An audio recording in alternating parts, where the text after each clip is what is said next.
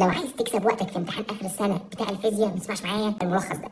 امتحان اخر السنه بيعتمد على فرق الوقت بينك وبين حد تاني، يعني ممكن واحد يحل الامتحان في ساعه واحده او ساعه وربع، في واحد تاني يحل الامتحان في كل وقت الامتحان فما يلحقش يراجع. انا بحاول اسهل عليك الدنيا عشان كل دقيقه انت هتوفرها هي درجه زياده في مجموعك. تعال بص معايا الطريقه دي. لو عايز تحفظ اي رقم جوه الاله، يعني مثلا سرعه الضوء ده رقم ثابت، انا قلت لك قبل كده ازاي تطلع كتله الالكترون وشحنه الالكترون وثابت بلانك من جوه الاله، بس احنا في ارقام مش موجوده جوه الاله. تعال نحاول نحفظهم جوه الاله مع بعض. ازاي؟ هتكتب الرقم اللي انت عايزه، وليكن انا سرعه الضوء 3 في 10 اس 8، هتكتب الرقم ده على الاله، بعد كده تدوس يساوي، بعد ما تدوس يساوي هتدوس شيفت، بعد ما تدوس على شيفت هتدوس على حاجه اسمها ار سي ال، فين ديت موجوده هنا شاورت لك عليها في الاله. بعد كده تدوس على الحرف اللي انت عايز تخزن عليه، وليكن انا عايز اخزن السي دي على حرف السي، هدوس على الاتش واي بي اللي في الاله دي اللي عندها حرف السي، لقيت حرف السي الجزء الاحمر اللي فوق الاتش واي بي ده. بعد كده هدوس الفا، انا لحد هنا انا حفظت الرقم، انا بدوس الفا بعد كده الحرف ويساوي عشان اتاكد ان انا حفظت الرقم. هيطلع قدامك الرقم على الاله اول ما تدوس يساوي 3 في 10 اس 8. طب ايه الارقام اللي انا برشح لك تسيبها على الاله هتستخدمها كتير في امتحانك؟ اول رقم السي اللي هي سرعه الضوء 3 في 10 اس 8،